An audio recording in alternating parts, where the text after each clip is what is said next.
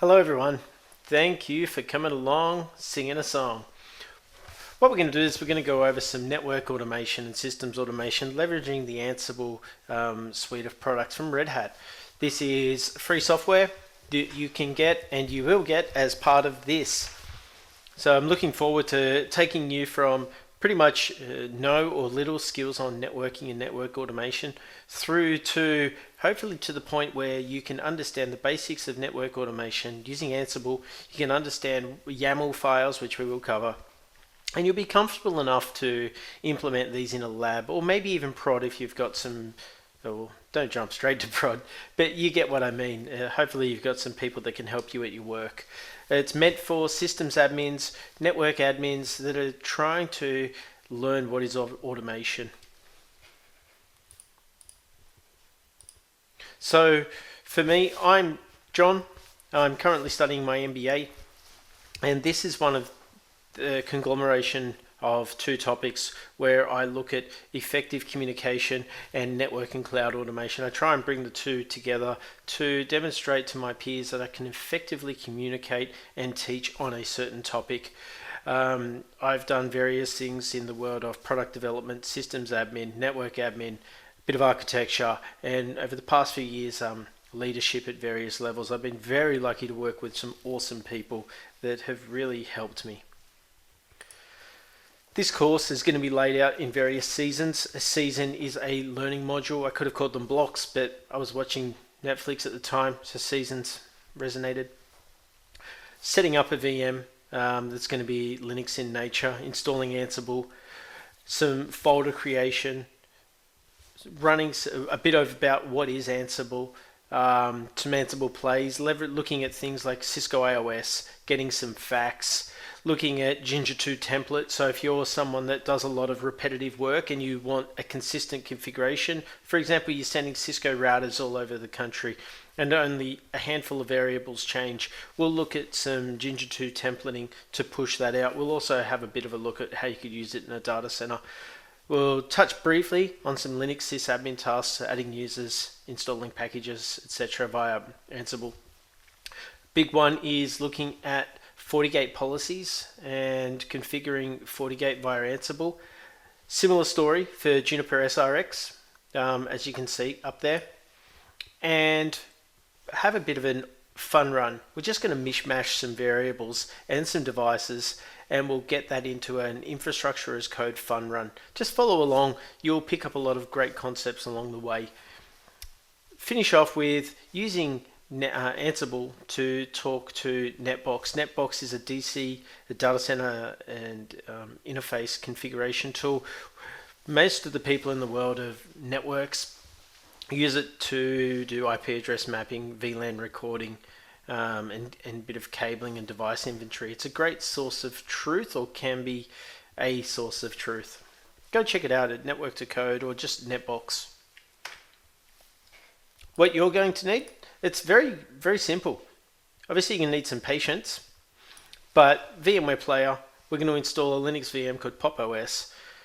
Beer, well, it's 1 o'clock here, so well, that's PM. Campus coffee, but beer definitely later. Sometimes Ansible is so frustrating, you might have a few beers.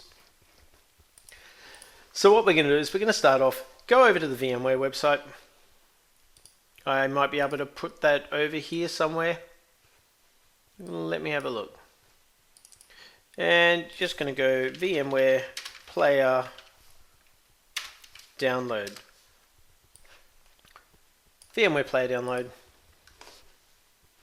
Let's go down. Install. It's going to install the it's going to download the .exe. I appreciate it if you can just double click setup.exe. It's actually VMware Player installer.exe. Go ahead and double click that, please, and kick off your installation process. Download Pop. Once again, as I said, Pop is a great Linux distro. It's based on Ubuntu. This one, Ubuntu 2004. Let me bring my whole head into this. That would have been nice earlier on. So appreciate if you can go to pop.system76.com.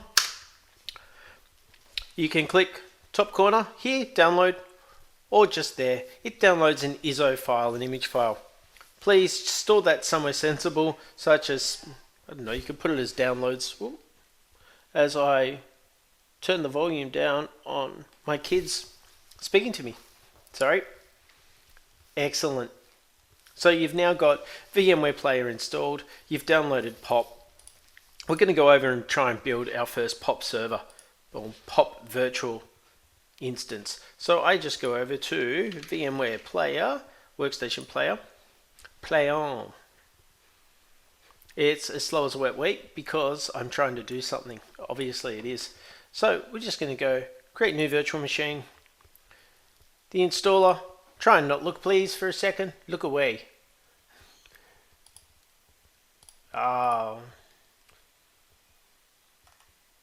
Downloads. Where did I put it? Repo, Pop OS. Leave it there and hit enter. Ubuntu 64. Again, I just called this one again. You make it whatever you want. 20 gig, we'll make it 40. Yes. Now, where it says, so I've got 4 gig of memory, great, 2 CPU cores, and it's sitting behind NAT. That's pretty much enough to go and then start that virtual machine. And what then happens is it will start the installer process. Create a fresh new install, accept pretty much the defaults, and note the password you use, please. You don't have to encrypt the drive. It's a great idea to do that. You'll see when you get to that part of the install. As I burp, the install. So by now you may have pressed pause. So what you would have done, you've got VMware Player, your Pop OS has been built, you've logged into the first time. It's probably done a lot of uploads, depending on how fast your connection is or isn't. It's work in progress. It might be up now, but you're going to get it look like this. Let me make Pop a little bit bigger. So here's something I did earlier.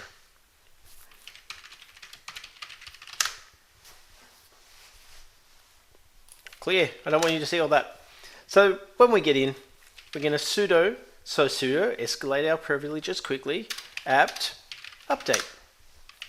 It will ask us for our password.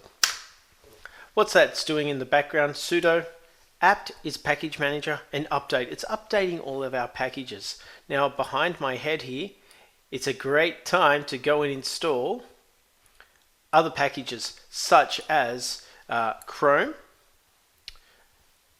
Genome Tweak Tools, and the Sublime Text Editor. You're going to use all of those. So what you can do is click on Activities. There's your console there. But over here, you'll get Firefox. You won't get Chrome by default. Just open that and you can just download. So I've Googled here, Sublime Text, Ubuntu, and it will download it. It will pull down the .dev file, which will open the Eddy package manager. And you can do the same thing for Chrome, download Ubuntu. Once again, it will open up with Eddy because you'll pick the Debian installer file. For Genome Tweak Tools enables you, because by default in POP, you don't get the maximize and minimize. You're going to have to do that via the command line. So clear, if you don't hit caps, or if I did, clear, sudo apt install genome tweak tool, not plural. I've already got it, but as you can see, that would have gone down and got it. Then you just run genome tweak. Tweaks. There you go. At this point, your Linux distro is ready to rock. You've got some really cool stuff on there. Our Python 3 package manager. Cool. So Python 3 pip is where we will be going next. What have I got there? So we will go and install our Python 3 package manager, and as I say here, you don't need to know why, but it's just sudo apt. If if I could spell today, install python 3-pip. Once again, I've already got it. For you, it will download ever so slowly and install the Python 3 or the Python installer program package manager. Excellent, eh? You're getting there. Napalm packages. You don't need to know what Napalm is. Just accept that you need it, but it's a set of Python libraries that handle connection-oriented protocols, such as how Ansible will use SSH and how it relates to other libraries, Perimico, NetMiko, etc., etc. So for this, we don't actually use apt. We will use pip3 install napalm.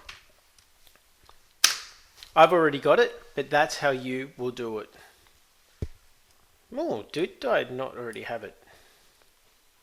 Let me look see. Yes, I did. Excellent. Now, as we're getting towards the end of this one, we're actually now going to go and install Ansible. Now, obviously you would have pressed pause on all of these. So I'll just clear the screen a bit. And the Ansible install is once again just as simple as the rest of the stuff we've done. As you can see, and I kind of give it away, it's sudo apt install Ansible, and let's accept it all. I've got it. However, it was Ansible, I think it's about 150 meg. There's a fair few libraries, so it will take you a little while. I'm saying little while, like 5 minutes at most. Great way to confirm that Ansible is down. Ansible -- version. Voila. We can see that Ansible is actually installed. It's in my path because I can invoke the executable, and I'm running 296, which is it is the most current version. Hopefully no new bugs, otherwise this will be somewhat embarrassing. So quickly to wrap up, I know that took only a handful of minutes, but what we've done there is we've gone and we've got a hypervisor in our local Windows laptops here, being VMware Player. We've gone to POP, we've downloaded POP, the ISO. We've built the POP OS Linux system that we're going to use throughout this recording. We've gone and installed some packages that are key for Ansible. Then we've gone through and installed Ansible and confirmed Ansible is down. That pretty much allows us to have a coffee, or if you're watching this at a night time, have a beer, hopefully a low carb one. And I will see you for season 2 once I start to make it in hopefully a handful of minutes. All right, everyone. Thank you.